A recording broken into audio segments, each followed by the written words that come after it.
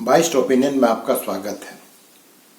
दोस्तों, झारखंड मुक्ति मोर्चा की जो पारिवारिक लड़ाई है अब वो सार्वजनिक हो गई है। सार्वजनिक ये तब हुई जब सीता सोरेन ने, जिस समय हेमंत सोरेन को ईडी गिरफ्तार कर रही थी, उसके बाद से ही जो बगावती सुर है उनके, वो मीडिया के माध्यम से आ रही थी।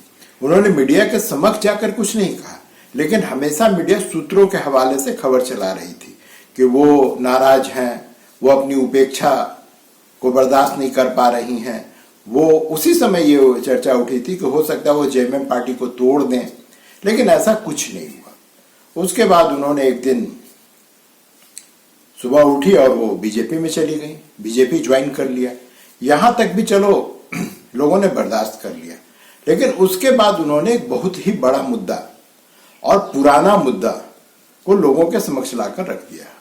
उनका मानना है कि उनकी पति की मौत जो है, पति उनके आपको पता ही होगा दुर्गा सोरेन थे, शिबू सोरेन के बड़े बेटे हैं दिसोम गुरु के। तो दुर्गा सोरेन की जो मौत हुई थी वो स्वाभाविक मौत नहीं हुई थी, और उनका कहना है कि इसकी उच्च स्तरीय जांच की जानी चाहिए।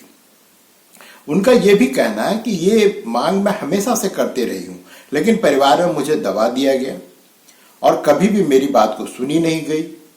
उनका यह भी कहना है कि जो ही दुर्गा सोरेन की मौत हुई, उसके बाद से मुझे और मेरी बेटियों को, अर्थात मेरे परिवार को, सोरेन परिवार ने अलग थलग करना प्रारंभ कर दिया और उससे मैं हमेशा ही उपेक्षित महसूस कर रही थी।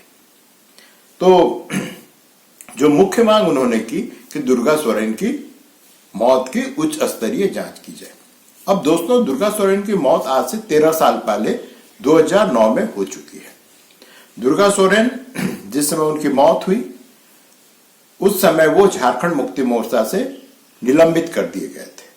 वो निलंबित जीवन जी रहे थे। उस समय वो तकनीकी रूप से वो झारखंड मुक्ति मोर्चा में नहीं थे।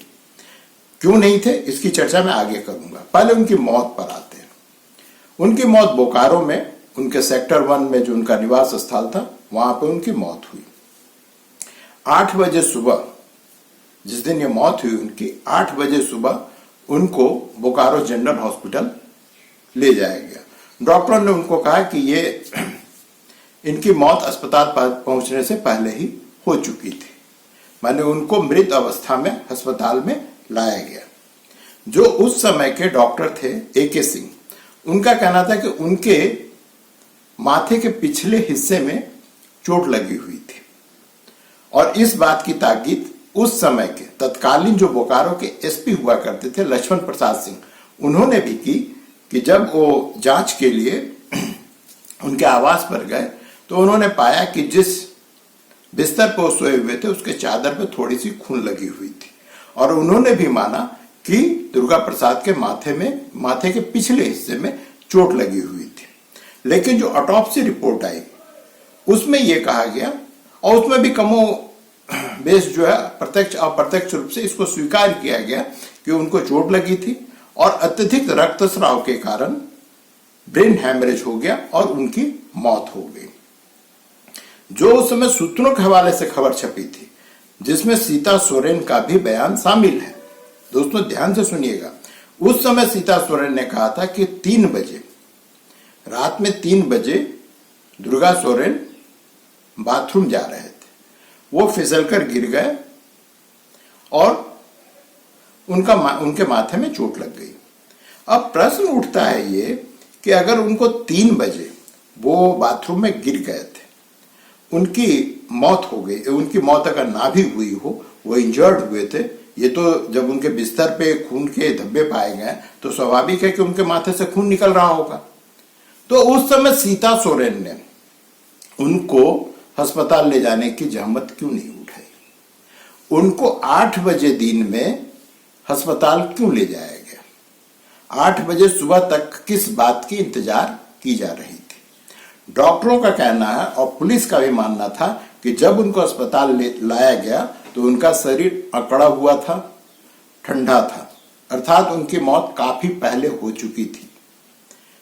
सीता सोरेन की बात को अगर सच मान लिया जाए तो वो 3 बजे गिरे थे बाथरूम में, 8 बजे इनको अस्पताल लाया जाता, अर्थात 5 घंटे का समय इस 5 घंटे में क्या हुआ। इस 5 घंटे का रहस्य न तो कभी सोरेन परिवार ने उजागर किया और न ही जो प्रशासन है या फिर अस्पताल ने इसके बारे में कुछ भी उस समय कहा था। ये आज भी रहस्य बना हुआ है कि इन 5 घंटों में उस घर में क्या हुआ। वैसे ये भी एक सत्य है कि दुर्गा सोरेन को कई बीमारियां थी। 2004 या 5 में उनका जो है किडनी एक निकाल दिया गया था ऑपरेशन करके, और वो हमेशा ही बीमार रहते थे। लेकिन वो बड़े ऊर्जावान व्यक्ति थे। वो हमेशा ही फिर भी राजनीतिक सभाओं में, क्रियाकलापों में हमेशा भाग लिया करते थे। वो कभी घर बैठ करके पड़े नहीं रहे, वो हमेशा ही सक्रिय रहे। अब बात आती है दोस्तों कि उनको, जो मैंने पहले कहा कि जिस समय उनकी मौत हुई उस समय उनको झारखंड पार्टी से निलंबित क्यों किया गया था। उस समय झारखंड पार्टी से इनको निलंबित करने का कारण ये था कि 2009 के जनवरी में दिसोम गुरु, जो शिबू सोरेन है, वो उस समय मुख्यमंत्री थे। तो मुख्यमंत्री बनने से पहले वो सांसद सदस्य थे, तो स्वाभाविक है कि मुख्यमंत्री बनने के बाद उनको कहीं ना कहीं से विधायक तो बनना ही था। तो उन्होंने तमाड़ के उपचुनाव में भाग लिया और तमाड़ उपचुनाव वो हार गए। 9000 वोट से वो हार गए। उनको झारखंड पार्टी के जो राजा पीटर थे उनके हाथों हार का मुंह देखना पड़ा। ये बात दुर्गा सोरेन को चुभ गया। दुर्गा सोरेन का मानना था कि गुरुजी के हार का सबसे बड़ा कारण कांग्रेस पार्टी है। कांग्रेस पार्टी ने जानबूझकर शिबू सोरेन को तमाड़ का जो विधानसभा चुनाव था वो हरवा दिया, और ये बात उनके दिमाग में घर कर गई थी। अब उसके बाद जो है, तब तक जो है जेएमएम जो है, आपको पता ही को यूपीए गठबंधन में थे उन दिनों, मनमोहन सिंह प्रधानमंत्री हुआ करते थे। तो मई में चुनाव होना था, मार्च अप्रैल में चुनाव होने वाला था। तो इन्होंने किया क्या, कहा कि हम गोड्डा सीट किसी भी हाल में कांग्रेस को नहीं देंगे। लेकिन गठबंधन धर्म का पालन करते हुए शिबू सोरेन ने फुरकान अंसारी को, जो कांग्रेस पार्टी के थे, वहां पे उम्मीदवार, गोड्डा को उम्मीदवार बना दिया। जब इन्होंने देखा दुर्गा सोरेन ने कि मुझे पार्टी से टिकट नहीं मिल रहा, तो वो गोड्डा लोकसभा से निर्दलीय खड़े हो गए। अब निर्दलीय खड़े हो गए, हालांकि बाद में उस सीट से निशिकांत दुबे चुनाव जीत गए, फुरकान अंसारी भी हारे, दुर्गा सोरेन भी हारे। लेकिन इस बात को झारखंड मुक्ति मोर्चा ने अनुशासनहीनता का मुद्दा माना। अब अगर आप अनुशासनहीन हैं, आप जो डिसिप्लिन में नहीं हैं, तो स्वाभाविक है पार्टी में आपके लिए कोई जगह होगी नहीं। तब उस समय जमशेदपुर में चंपई सोरेन, जो आज मुख्यमंत्री हैं, वो उस समय पार्टी के राष्ट्रीय उपाध्यक्ष हुआ करते थे। इन्होंने जमशेदपुर में, उनके अनुसार कि गुरुजी की सहमति से, उन्होंने दुर्गा सोरेन को 6 साल के लिए पार्टी से निलंबित कर दिया। तो जिस समय मौत हुई दुर्गा सोरेन की, उस समय वो झारखंड मुक्ति मोर्चा के सदस्य नहीं थे, उसमें वो पार्टी से निलंबित चल रहे थे। हालांकि उससे पहले वो पार्टी के महासचिव हुआ करते थे। और ये सत्य है कि दुर्गा सोरेन आज जो झारखंड मुक्ति मोर्चा को आप देख रहे हैं, जितना प्रभावशाली पार्टी और मजबूत पार्टी वो बन चुकी है, उसको बनाने में कहीं ना कहीं बहुत बड़ा हाथ दुर्गा सोरेन का है। और दुर्गा सोरेन की मेहनत के कारण ही पार्टी यहां तक पहुंची। सीता सोरेन का कहना भी जायज है, वाजिब है। उनका कहना वाजिब इसलिए है कि जब उनके पति ने इतनी मेहनत करके पार्टी को बनाया, उनकी मौत के बाद सीता सोरेन को कभी भी वो अहमियत नहीं दी गई पार्टी में जिसको डिजर्व करती हैं। उनको जामा से एमएलए का टिकट दे दिया जाता था, वो जामा से जीत भी जाती थी। ना तो कभी उनको मंत्री बनाने की कोशिश की गई, ना ही पार्टी में कोई उच्च पद देने की जरूरत महसूस की गई। बस आप एमएलए हैं, आप मस्त रहिए। और इससे सीता सोरेन हमेशा ही उपेक्षित महसूस करती रही हैं। अब बताता हूं कि उस समय जिस माह में, मई महीने में जब दुर्गा सोरेन की मौत हुई, वो महीना वाकई गुरुजी के लिए बहुत ही भारी पड़ रहा था। पहले तो उनका जो है बाईपास सर्जरी हुआ था। उससे पहले उसी माह में जो उनके खुद के भाई थे शंकर सोरेन, उनकी मौत हो गई थी। तो पूरा का पूरा जो महीना था वो शिबू सोरेन के लिए व्यक्तिगत रूप से और झारखंड मुक्ति मोर्चा परिवार के लिए भी बड़ा ही दुखद महीना था। अब जो है, जब से सीता सोरेन ने झारखंड मुक्ति मोर्चा को छोड़ करके बीजेपी को ज्वाइन किया है, तब से वो लगातार और कई बार वो जो दुर्गा सोरेन की मौत का मामला उठा रही हैं। वो बार बार कह रही हैं कि ये मौत स्वाभाविक नहीं थी और इसकी उच्च स्तरीय जांच की जाए। इस मुद्दे पर कल्पना सोरेन तो चुप रही, शिबू सोरेन गुरुजी भी चुप रहे, हेमंत सोरेन तो अभी जेल में है, उनकी भी कोई प्रतिक्रिया नहीं है। लेकिन जो शिबू सोरेन की बेटी है और जो उड़ीसा के झारखंड मुक्ति मोर्चा की इकाई है, उसकी अध्यक्ष है अंजनी सोरेन, उन्होंने टाइमिंग पे प्रश्न चिन्ह लगा दिया है। उनका कहना है कि ये टाइमिंग जब तक वो जेएमएम में थी तब तक वो किसी सार्वजनिक मंच से इस मुद्दे को क्यों नहीं उठाई, और अब जबकि लोकसभा का चुनाव निकट है तब वो इस बात को क्यों उठा रही हैं। हालांकि अंजनी सोरेन जो है एक राजनीतिक व्यक्ति हैं, वो ठीक है कि वो शिबू सोरेन की बेटी हैं, लेकिन इसके साथ ही साथ वो एक राजनीतिक व्यक्ति महिला हैं और वो मयूरभंज से लोकसभा का चुनाव लड़ने जा रही हैं झारखंड मुक्ति मोर्चा के टिकट पे। अब उनका ये कहना कि सीता सोरेन जो प्रश्न उठा रहे उसके टाइमिंग पे सवाल उठाना, ये अपने आप में बहुत कुछ कहता है।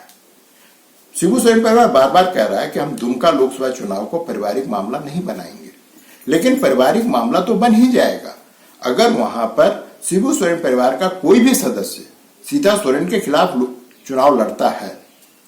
कोई भी सदस्य हो, वो हेमंत सोरेन हो सकते हैं, कल्पना सोरेन तो नहीं लड़ सकती हैं क्योंकि वो सुरक्षित सीट है और वो मूलतः झारखंड की रहने वाली नहीं है, तो उनके लिए तो संभव नहीं कि वो जाकर के वहां पे चुनाव लड़े। लेकिन हेमंत सोरेन खड़े हो सकते हैं या उनके परिवार के कोई और भी सदस्य वहां से चुनाव लड़ सकता है, तो पारिवारिक मामला तो बन ही जाएगा, सोरेन वर्सेस सोरेन तो हो ही जाएगा। लेकिन मुझे लगता है दोस्तों कि संभवतः इस चुनाव में ऐसा नहीं हो पाएगा। लेकिन जो इन्होंने मौत की उच्च स्तरीय जांच की बात की है, ये मामला रुकने वाला नहीं है। जिस प्रकार से उनके द्वारा उठाए गए दुर्गा सोरेन के मौत के प्रश्न को बाबूलाल मरांडी ने सपोर्ट किया है और भाजपा के अन्य नेता भी इसके सपोर्ट में उतर रहे हैं कि दुर्गा सोरेन को बहुत ही कायदे से राजनीतिक रंगमंच से हटा दिया गया, एक षड्यंत्र के तहत हटा दिया गया, उसकी जांच अवश्य होनी चाहिए। यहां दोस्तों मैं आपको यह भी बता दूं कि जिस दिन दुर्गा सोरेन की मौत हुई थी, उस दिन गुरुजी अर्थात शिबू सोरेन और हेमंत सोरेन दोनों दिल्ली गए हुए थे। वो वहां पर यूपीए की बैठक में शामिल होने के लिए गए थे। वहीं पर उनको ये खबर मिली, तब वो वहां से चार्टर्ड प्लेन के द्वारा बोकारो पहुंचे और उन्होंने फिर जो भी दाह संस्कार होता उसमें उन्होंने भाग लिया। अब ये बड़ा अजीब सा चीज है दोस्तों, एक संयोग है, इसे संयोग ही कहेंगे कि जो शिबू सोरेन जो है वो अपने पिता की मौत के बाद गुरुजी बन पाए, दिशोम गुरु बन पाए। दिशोम गुरु का मतलब 10 दिशाओं का गुरु, ये बन पाए। इनके पिता जो थे वो शिक्षक थे और गोला प्रखंड के कुछ गिने चुने पढ़े लिखे लोगों में से वो उस समय एक थे। उस समय शिबू सोरेन और उनके भाई दोनों ही छात्रावास में रह के पढ़ाई कर रहे थे और ये जो इनके पिता थे वो उस समय जो महाजन थे, जो सूदखोर थे, उनके खिलाफ एक लड़ाई लड़ रहे थे और वो उन महाजनों के आंखों की किरकिरी बने हुए थे। तो जिस समय वो अपने बच्चे को शिबू सोरेन के लिए छात्रावास में अनाज वगैरह लेकर के जा रहे थे पहुंचाने के लिए, उसी दौरान रास्ते में उनकी हत्या कर दी गई थी। उसके बाद जो शिबू सोरेन की जो मां थी वो काफी कानूनी लड़ाई लड़ी, उन्होंने काफी संघर्ष किया और जिस शिबू सोरेन को आज आप देख रहे हैं वो शिबू सोरेन उस महाजनी व्यवस्था के खिलाफ जो संघर्ष हुआ था वे उसकी देन है। और अपने पिता की मौत के बाद इन्होंने उनका जगह लिया और 1973 में इन्होंने झारखंड मुक्ति मोर्चा की स्थापना की। उसी तरह से संयोग ही है दोस्तों कि हेमंत सोरेन राजनीतिक व्यक्ति नहीं थे, उनको राजनीति से कोई लेना देना नहीं था। उनके घर के लोग बताते हैं, उनकी मां कहती हैं कि मेरा बेटा इंजीनियर बनना चाहता था, इन्होंने बीआईटी मिश्रा में एडमिशन भी लिया था, लेकिन वो इंजीनियरिंग नहीं कर पाए। लेकिन दुर्गा सोरेन की मौत के बाद इनको राजनीति में आना पड़ा और अंततः वो मुख्यमंत्री बने। हालांकि अब ये अलग बात है कि अभी वो जेल में है, लेकिन ये मौत जो है एक व्यक्ति को दिशोम गुरु बना देता है, दूसरे व्यक्ति को बाध्य करता है कि आप राजनीति में आवें और झारखंड मुक्ति मोर्चा का आप जो नेतृत्व करें। अब जो है उस व्यक्ति जिसके मौत के बाद हेमंत को राजनीति में आना पड़ा, मजबूरी में आना पड़ा, अब उसी व्यक्ति जिसकी मौत की बात यहाँ हो रही, उसके मौत पर ही अब प्रश्न चिन्ह लगाया जा रहा है कि क्या उसकी मौत स्वाभाविक थी। अगर उसकी मौत स्वाभाविक नहीं थी तो कौन सी शक्तियां थी जो दुर्गा सोरेन को हटाने के लिए कार्य कर रही थी और अंततः सफल हो गई। आपका क्या कहना है दोस्तों? क्या इस हत्याकांड, अगर ये हत्या थी तो क्या इस हत्याकांड की जांच होनी चाहिए? और क्या आपको लगता है कि आने वाले समय में झारखंड की राजनीति में दुर्गा सोरेन और उनकी मौत एक बहुत बड़ा तूफान खड़ा करने वाली है? पता नहीं दोस्तों, देखते हैं क्या होता है। जो भी होगा आपके समक्ष आऊंगा। वीडियो देखने के लिए धन्यवाद।